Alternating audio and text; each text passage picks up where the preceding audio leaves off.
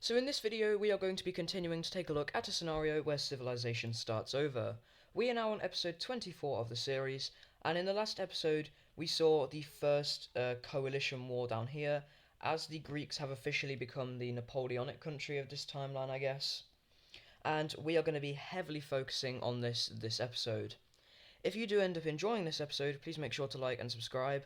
I might be splitting this episode into two parts just because of how much I have planned for it, so I do hope you guys will be enjoying it, and yeah, let's get straight into it.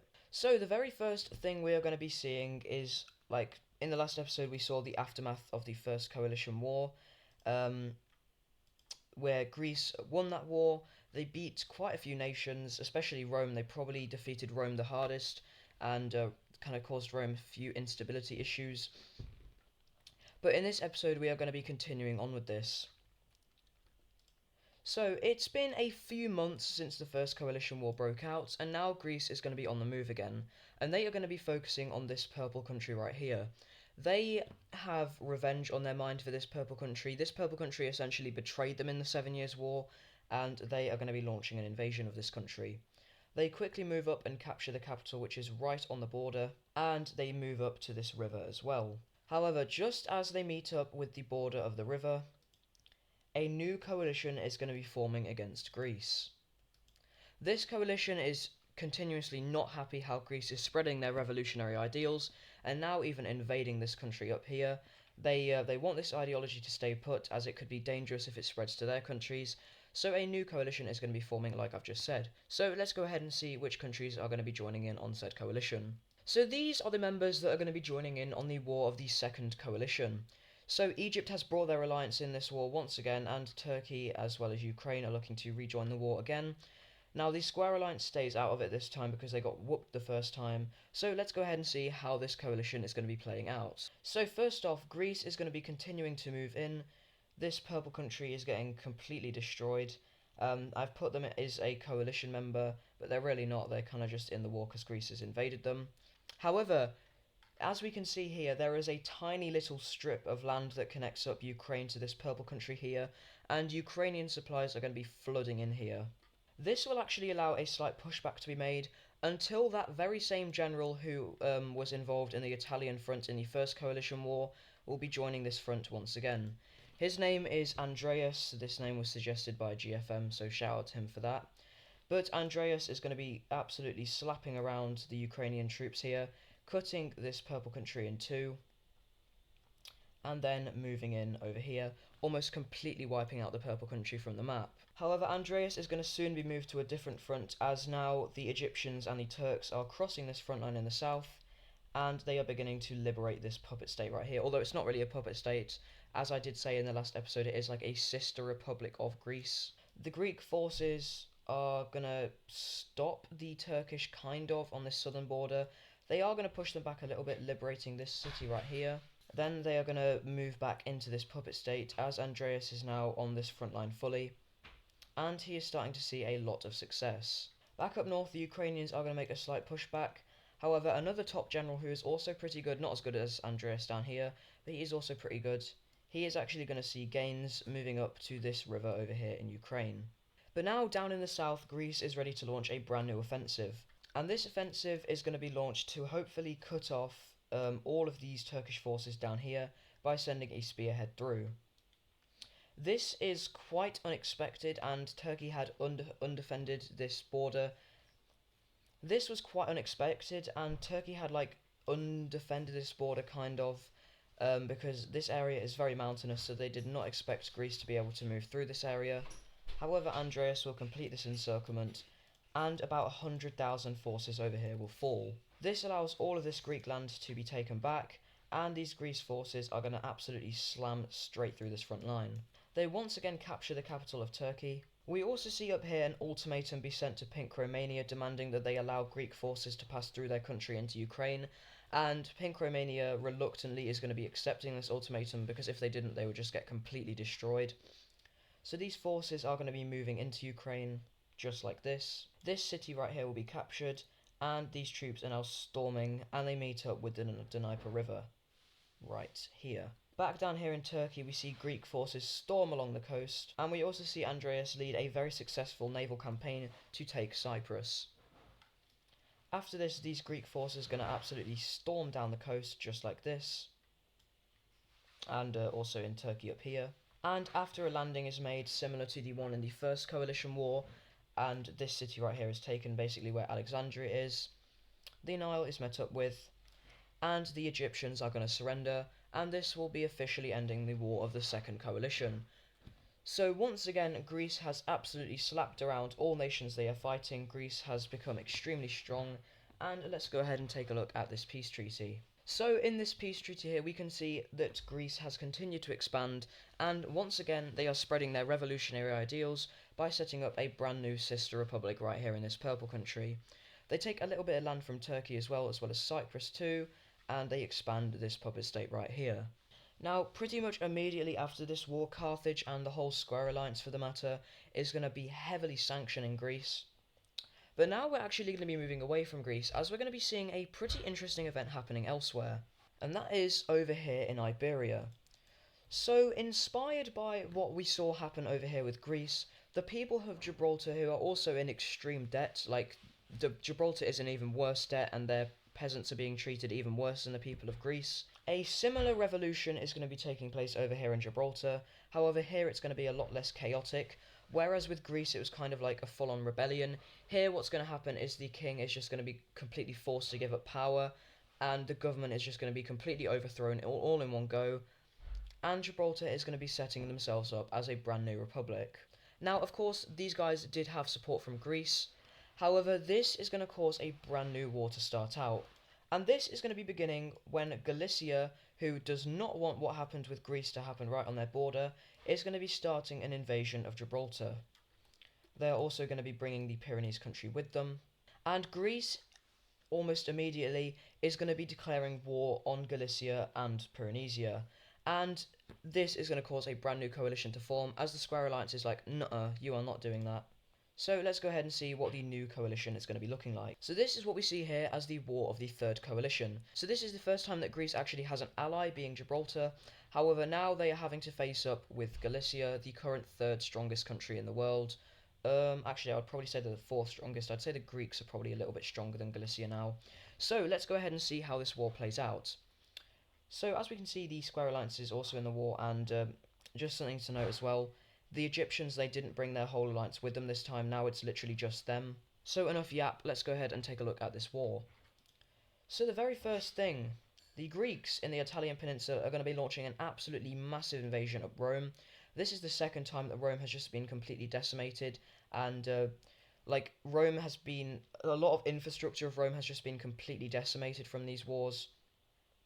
So Rome is looking quite unstable at the minute, but Rome is just going to get completely blasted. They're just completely decimated, honestly. Carthage will actually be launching an invasion of Greece. They launch an invasion up this Naples area and quickly move in.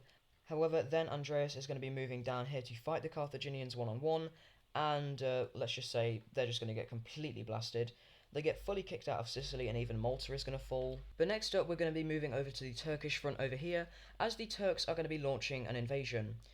Taking advantage of the fact that Andreas over here is occupied, the Turks are going to see some minor successes. We also see, with the help of Egypt, them capturing Cyprus, and they actually seem to be on a pretty good roll right here. However, then, a very large portion of the Greek army is going to meet up with the Turkish forces, and right at this city over here, a very large battle is going to be taking place, where we actually see the defeat of the Turkish forces. This is going to lead to a pretty major pushback. We also see up here with the capital of Turkey in great threat, they heavily focus on this puppet state right here to alleviate a lot of stress from said capital. Back over here to Rome, the Romans do make a very slight pushback. However, at this point, Rome is completely collapsing. Multiple different militia groups break out up here with the support of the Greek forces, and Rome is going to be completely surrendering. The Carthaginians will be quick to occupy Sardinia right here. However, then the Greeks will be launching their invasion of Carthage. 250,000 Greek forces are going to be landing right here with Andreas at the head of the army, and they will be making a very impressive spearhead towards the capital of Carthage, very similar in fact to what we saw take place with the 7 Years' War. However, this time it's going to be a lot more successful, and the capital of Carthage is going to be completely surrounded. Moving back over to Iberia, however, it's not going as well for the allies of Greece, as the capital of Gibraltar is actually going to fall. They do see some minor gains against the Pyrenees country, however, Galicia is not going to let this slide. Galicia is going to absolutely storm into Gibraltar. Their tactics and army are just completely superior. We also see this Salmon country kind of getting on this as well. The Salmon country, they just don't like Gibraltar, and they were also kind of ordered to do this so that they could cut Gibraltar in two, and Gibraltar is going to be falling. However, despite the fact that Gibraltar has just been defeated, which is a very big loss for Greece, something is actually going to happen that is very good for Greece, and that is, as soon as Gibraltar is out of the war, Galicia and the Pyrenees country will be leaving this war. They don't see any reason to fight Greece. They definitely don't want Greece to become strong like they are, but they don't want to just get blasted by Greece. So that is a very big win for the Greeks. At this point, we also see Sardinia be captured as well. And back over here in Turkey, all of this land down here is going to be retaken, as well as Cyprus. They don't really focus on the capital of Turkey, they are more just worried on going down here. And why, you may be asking? Well, that is because they are going to be invading through Jordan, hopefully reaching the capital of Egypt. Jordan was absolutely not expecting this, and a bunch of different raids are going to be taking place through the Jordanese mainland. These forces are then going to continue advancing right into Egypt, and for the first time in these coalition wars, the capital of Egypt is actually going to be falling, leading to the surrender of Egypt. And with that, the third coalition is going to be over. So let's go ahead and take a look at this peace treaty. So in this peace treaty here, we can probably see that this is the biggest expansion of Greece so far. This is the third time that the Greeks have had to give the Anatolians and the Egyptians a good old spanking, so they are going to be heavily punished for this. Turkey loses an absolutely mental amount of land. They are now reduced to this weird shaped country over here. They also lose their capital as well, so this is probably going to be their new capital right here. Let me just draw that in real quick. The Romans have been heavily hurt. They lose even more land down here to this Neapolitan sister republic of Greece. And they also lose this new area up here. This is a new Phoenician republic. And this is one of the areas that had actually kind of been in support of Greece. So that's pretty interesting to see there. Now, over here in Gibraltar, it's pretty interesting what happened. So Greece kind of guaranteed that the Gibraltar country would calm down and they wouldn't try and do anything. However, they would be allowed to keep their new revolutionary government. The Galicians weren't too happy with this, but as kind of the remaining coalition members had been defeated, Greece had managed to get their way. So that's pretty interesting what we see there. So with the War of the Third Coalition now over, Greece is going to be attempting to spread their influence elsewhere. If we take a look at the ideologies layer, we can see that the only two of these new revolutionary countries are Greece and Gibraltar. However, Greece is looking to spread their influence and maybe make another one of these countries. And they think they have an absolutely perfect target for this. And they look no further than Illyria. So Illyria is an extremely good country to do this on. As we can see, they are right on the Greek border. They also have a lot of instability issues and they are in quite a bit of debt. And their people think that they are being overworked. So the Greece are going to be sending over a diplomat to a peasant group, and they are going to be inspiring a lot of people to rebel away from Illyria. And these people have the same revolutionary ideals of Greece, and the Illyrian revolution is now on.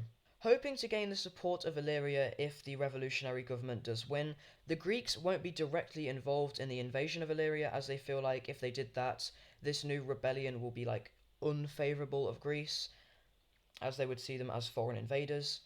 So the Greeks stay out of this war, and eventually the Illyrians do manage to overthrow the monarch and establish a new Illyrian republic. But now we're going to be going over to France. So France has been watching this, and they are very concerned of what's going on. They really don't like what Greece is doing, and also with Gibraltar now doing the same thing, and Greece spreading their influence over to Illyria, France is going to be doing some shady behind the scenes stuff. They are going to be going over to Carthage and the whole Square Alliance, and they are going to be forming a defensive pact with the whole alliance, and they are saying, if Greece does anything again, we will be directly involved in this next war. And couldn't you call that perfect timing?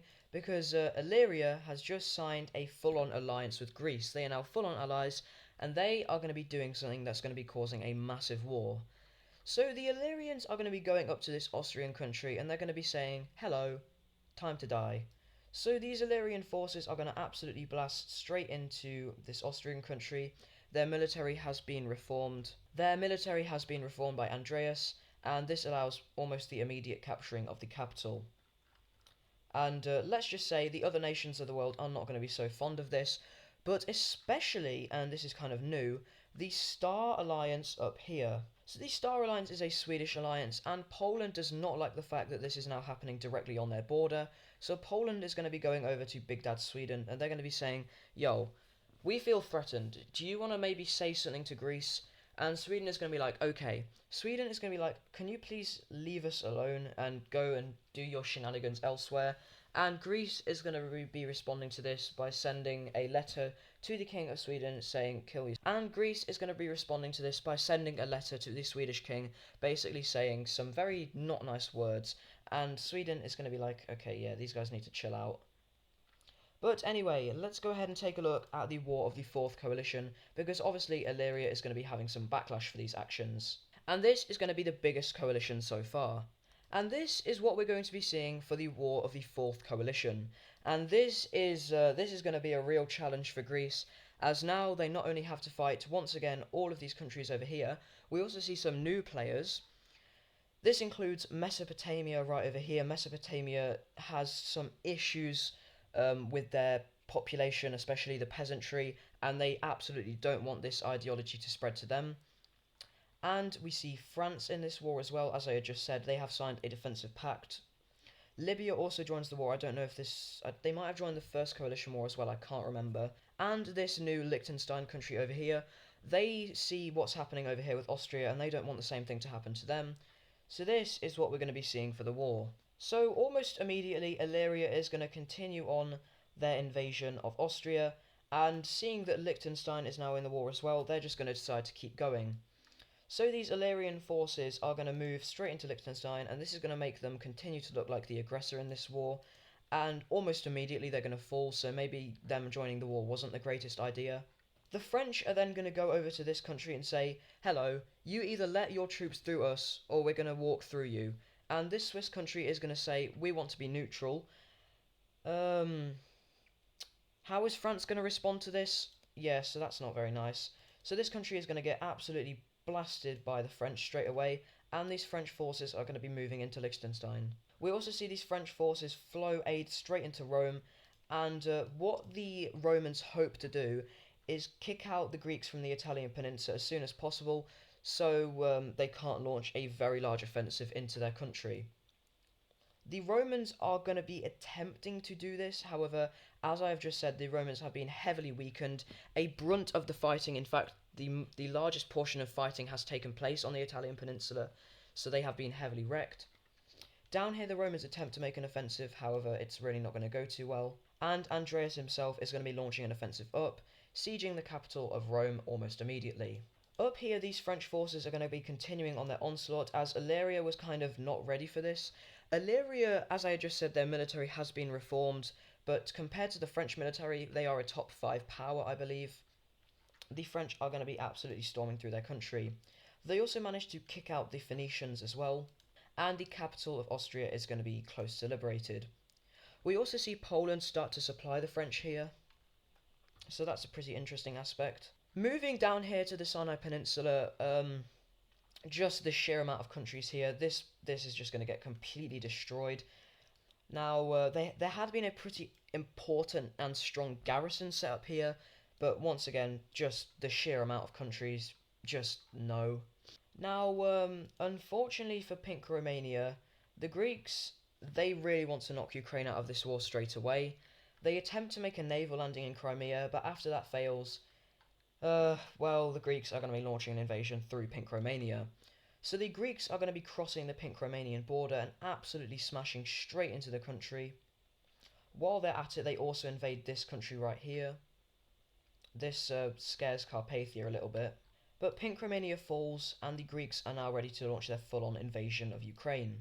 Back over here, however, we are seeing something pretty interesting happening, and that is the Romans are actually able to hold on to this siege. They don't lose their capital fully, and this is mainly helped out by the fact that the French are in this war, as well as the Salmon Country and the whole Square Alliance for the matter. The Carthaginians are doing extremely well, holding a very good naval blockade in the Mediterranean as the Greeks struggle to make a landing in Carthage. However, over here in Turkey, it is a different story as the Greeks are now ready to launch their offensive. They absolutely smash into Turkey. They cut the country in two, meeting up with the Caucasian border, and this land up here falls all the way to the Caucasus Mountains, where it's going to be occupied by Ukraine. Speaking of Ukraine, they get continuously demolished. Their forces now meet up with the Dnieper River, the Greek forces that is. Over here to Rome as well, a big breakthrough takes place as Greek forces manage to capture the capital of Rome, and now they storm up into Venice, liberating their sister republic, and now they are able to help out Illyria. These Illyrian forces, as well as Andreas, manage to make a big offensive, and basically what Andreas plans to do is meet up with the Alps so he can be freed up to fight on other front lines. This goes extremely well, and the French are now stuck in a deadlocked warfare. Quickly, he will come over here to Ukraine, storm across the river, and siege the capital just like so. And this area is extremely important to Greece, as if we take a look at the Holy Land layer, we can see this land is holy to the Orange religion. So the capital of Ukraine is then going to be falling, and after just getting blitzed around, the Dnieper River is a very big lifeline for Ukraine. It's a lot of farming comes from it. After the land falls, the Ukrainians are going to be surrendering. So that is a very big win for the Greeks, and now all they have to do is hopefully knock out the Middle East and move over to Africa, and hopefully after that they will be winning this war. So these Greek forces are going to be moving in, and they're just breezing through now. Honestly, it's becoming extremely easy for them to do this. This land up here is going to fall now, and the Carthaginian navy is now starting to get heavily pushed back. Furthermore, Rome is just going to completely collapse at this point. They lose all stability, and the government, it just doesn't function. Like, the Roman government just doesn't work anymore. Most of the government officials of Rome have just been executed as well. However, just as it's looking like the coalition is going to lose all hope, something is going to be happening on the Polish border. So right over here in Austria, a garrison force of the Illyrian troops are going to be meeting a resistance force of Austrian forces, and a very large battle is going to take place right here on the Polish border. And it just so happens that right at this time, a bunch of Polish troops are doing a border survey, and these guys just so happen to get caught up in this scuffle. The Polish are going to go over to the Swedish and say, yo, this is a direct act of violence. The Swedish, who are looking for an excuse to go to war with the Greeks anyway, sort of like how they went to war with the Baikal country, they are going to be making the decision to go to war with the Greeks. So the Swedish are going to be bringing the whole Star Alliance into war. They declare war on Greece, saying, hey, you've just attacked Poland, our ally, and you are causing a bunch of death as you are trying to spread your revolutionary ideals throughout the world. So these Swedish forces are going to absolutely smash straight into these Illyrian border defences. Andreas is going to be like, what the hell is going on? He is going to make the decision to stay on this front line, however, as he is now seeing extreme success, capturing the capital of Jordan, and now even moving into Mesopotamia in the Mesopotamian country. He hopes to quickly knock out the Egyptian alliance from the war, and then move up to Sweden. However, it's looking increasingly worrying for the Greeks, as Sweden is seeing immense success. We also see the French manage to cross into the Alps. They then attempt to launch an invasion of Rome, however, as I had just said, this country is basically just a wasteland. It's in complete chaos. The infrastructure is completely destroyed. So, yeah, we're not seeing too much success there for the French. However, then, the Swedish are going to launch an invasion into Illyria. Swedish forces are going to see immense success, even getting close to the capital, and at this point we also see, after part of this Sinai area is captured by Andreas, he is going to be making the decision to move up over here to Sweden. He is going to see some pushback, but an issue he is facing is wherever he isn't at, the Swedish forces are seeing success. He fights over here in Illyria, and the Swedish see success in northern Rome. He then fights over here in northern Rome, and the Swedish see success in Illyria. It gets so bad to the point where these Illyrian forces are almost cut off fully, and Andreas has to launch a massive invasion into Illyria. However, this leads a very large portion of northern Rome to fall, even leading to the capture of Venice. In Mesopotamia, the Greeks, however, do see some more success, now getting very close to the Mesopotamian capital, and this also leads to Jordan completely leaving the war, as they've lost all of their important land. Now in the Mediterranean, we see a pretty interesting dynamic of it kind of looking like the other way round. Before, it was the Greeks attempting to make a landing in Carthage, but now it's the Carthaginians attempting to make a landing in Sicily. Carthage is going to make a landing, then they get pushed right back again, then they make a landing again, then they get pushed right back again, and finally, on their third attempt of landing, they get pushed right back again, but on their fourth attempt of landing, they manage to cut Sicily in two, and fully take the island, now ready for invasion of the Italian peninsula. They also managed to capture Corsica and Sardinia, and it's at this point where two new countries are going to be joining in on the coalition, and that is going to be Galicia and Pyrenesia. Now, the reason they join in on this war is because not only do they want to stop Greece, but Gibraltar has been getting a little bit hostile towards them, and Galicia is having absolutely none of it. Galicia absolutely storms in, and this is of course being helped out by the Salmon country, Morocco, and the Pyrenean country.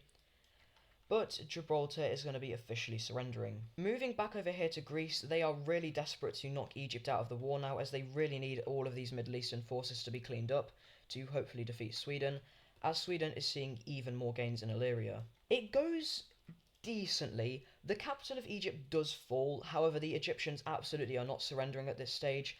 They see that if they keep fighting that Greece might even lose this war, and a sign of that is even shown when Illyria is actually going to be surrendering, and Greece blitzes through, hoping to capture all of this land as soon as possible. Some of it does fall over to Sweden, and the kind of breakthrough effect actually allows the capital of Illyria to be sieged. Up here in Italy, however, the Greeks are going to be launching a very good offensive. They managed to capture this major city right here, and even get close to the capital of Liechtenstein. However, down here in Egypt, the Middle Eastern front is starting to fall back, as like all of this Sinai area is going to fall, and the Egyptian army is now starting to become extremely nationalistic. Like, so many people are fighting for them. This is levels of nationalism we hadn't seen since the Sinai coalition of episode 10. So yeah, Egypt is absolutely storming through. Now, in regards to Andreas, he is currently fighting up here in northern Italy, which is why they had been doing so well up here. However, this is going to start to lead to the complete collapse of these Middle Eastern front lines down here. The sheer amount of forces is starting to catch up with them, and also with Qatar even supplying Mesopotamia here, we are starting to see a lot of fallback. Transjordan is reinstated as a country right here, and the liberation of Turkey is now commencing. Probably about 250,000 forces move up here, and they are now even entering into Greek territory right about here. At this point, Greece understands that they need to make a complete breakthrough. They have so many fronts to fight on, they don't know which country would be more beneficial to knock out of the war. They were going for Egypt, but that doesn't really seem possible now. So now they are going to be attempting to knock out Carthage from the war. They retreat a stupid amount of forces from northern Italy, and they kind of retreat all the way back to this river right here. And Andreas is going to be attempting to make a naval landing of Carthage, I guess the leader of the Square Alliance. They hope to knock the Square Alliance out of this war, and they just hope that some miracle will come out of that which will allow them to then win. So Sicily is going to be recaptured, and a massive landing is going to be made. At this point, most of the Greek army, however, is just untrained conscripts, so the Carthaginian professional military is able to easily push these guys back, and with that, the last offensive of Greece is going to be failing. Galician troops are also now arriving onto the scene, and all of the Italian peninsula is going to be falling. Up in Ukraine, we now see a bunch of revolts along the Dnieper River, and this leads to a very large portion of this land falling under control of these rebels. Over here, however, something extremely strange is going to be happening. A different group of independence fighters is going to be breaking away. These guys are actually separate to Ukraine. They actually don't want to be part of Ukraine. There are a lot of offshoots of the Orange Religion peoples over here, and these guys were never really originally Ukraine anyway, so they are attempting to form their own country. Nevertheless, though, all of Ukraine is going to be fully liberated, and now the final brutal stages of the war are going to take place, as the Greek heartland is now going to be approached. Months of hard fighting are going to be leading to Ukraine capturing a very small portion of this land, like so many lives are being wasted and barely any land is going to be taken. Over here in the Middle East, it is kind of a different story, as the Egyptians do see a very large amount of success. They even liberate this puppet state right up here, capturing the capital, which is this city right here. And most of it is going to fall over, and all of this land is then going to be falling. Now the Swedes manage to capture the capital of Illyria, and they launch a absolutely incredibly large offensive. 500,000 troops on this front line. It's absolutely crazy. Like, this is the largest offensive we've seen in this world so far. At this point, even core Greek territory is being crossed into, as this purple country down here is also being liberated, and Swedish and Carthaginian forces now meet up with Ukraine. Ukraine finally does manage to see a lot of success, as Pink Romania is fully liberated, and pretty much all of this Turkish area is going to be falling over to these forces. Now, a question you might be asking, where actually is Andreas? He is, like, on this Ukrainian front line over here. He launches an offensive, but it doesn't go well, as most of the Greek army has just been completely worn out. And now a final battle of this war is going to be scheduled, and that is going to be the battle for this city right over here. So all of the forces, even the Egyptian forces, are going to be meeting up in this Swedish controlled area, and they are going to be advancing towards this city. If this city falls, it will just be completely free for these forces to just move into the main Greek area. So the Greeks are going to be putting everything into this battle, and after a long and bloody battle that lasts like 3 full days, the Greeks will be losing it, and the city is captured, and these forces are going to be flooding into the mainland Greek area. At this point, Thessaloniki is captured, the capital of Greece, and literally with no other option, the Greeks are going to be surrendering. So that is the official end of the coalition wars. The Greeks did decently, however, at the end, they can't just cope with how many nations they have fighting them. So let's go ahead and take a look at this peace treaty, and this is going to completely reshape the borders of Europe, as the winning powers understand that we can't let something like this happen again. You know, we need to ensure that some nations become weaker while some nations become stronger, so they are actually capable of defending themselves. So let's go ahead and take a look at this peace treaty. So I think this is everything. This is an extremely large peace treaty. It took me like 15 minutes to This is an extremely large peace treaty. It took me like 15 minutes to draw this. This video's footage is like an hour long as well now, but I'm going to go over everything. I don't think I've missed to... I don't think I've forgotten to draw in anything. So yeah, I'll just start going over it now. So let's start over here in Iberia. So, the Gibraltar country has been completely split up. They lose land to every single country that invaded them, I think. I don't know if the I don't think the Salmon country got anything. But then, about this, it is split into 3 different occupation zones. Galicia has an occupation zone, Morocco has an occupation zone, and Pyrenesia has an occupation zone. Next up, let's move over to Rome. As I said, Rome had just completely collapsed. So there are 2 new countries that are actually going to be coming out of Rome. The first country is the Genoese Phoenician Union, even though the Genoese part their capital isn't in Genoa, but who cares. Rome continues to exist kind of like a rump state right here. And then we have this new Neapolitan country, which I might change the colour of. It's a bit too similar to Carthage. There we go. This was basically the continuation of that sister republic that Greece set up. The same thing with this up here. Let's move over to the Middle East now. So, something interesting happened in the Middle East, and that is with Jordan right here. So basically what happened with Jordan is after the war, part of the country wanted to join up with Egypt because they were like really sad with how weak they were. So some of the population wanted to join up with Egypt. They are in the same alliance as well. Of course, Jordan isn't too happy about this, but Jordan is basically just Egypt's puppet anyway. Egypt also got Cyprus back right here. Next up, we're going to move over to Turkey. They gain all of their land back and some, and they're also one of the countries that gets an occupation zone in Greece, but I'll talk about that in a minute. Up here in Ukraine, despite Ukraine being a winner in the war, this country over here came out of them. This is the country that was like the rebellion. These people have a separate identity and they didn't really want to be part of Ukraine anymore, so they received their independence. Let's move over to the Balkans now and Greece. So first of all, Illyria lost some land. They lost some land to this purple country, they lost some land to Poland, and they lost some land to Austria right here. Now, with Greece, let's talk about Greece. So part of Greece was allowed to continue to exist. Obviously, they were reinstated as a monarchy, constitutional monarchy. I'll look at the ideologies later in a second, but they are reinstated, and part of their land has been occupied. Pink Romania gets this Constantinople area, Turkey gets this bit over here, and Egypt gets this bit. This area will be given back to Greece after a 10-year lease. So these guys have it occupied for 10 years, and then Greece will get it back after. Also, Crete, they get like so much land. They get Rhodes, this island right here, then they gain this southern island right here from Greece, and they also gain a bit of the Turkish mainland, so W, we love Crete.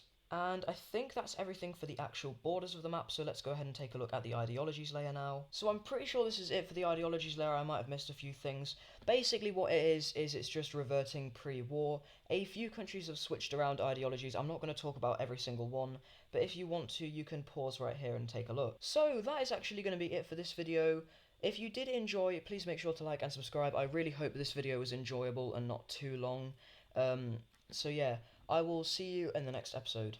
And a big thank you to all of our channel superfans. This includes Laser Taste and English Mapper, as well as our channel members, Chilton Mapping, Swiss Switzerland, Coley, and another thank you to our recent donators, Chilton Mapping. Thank you guys.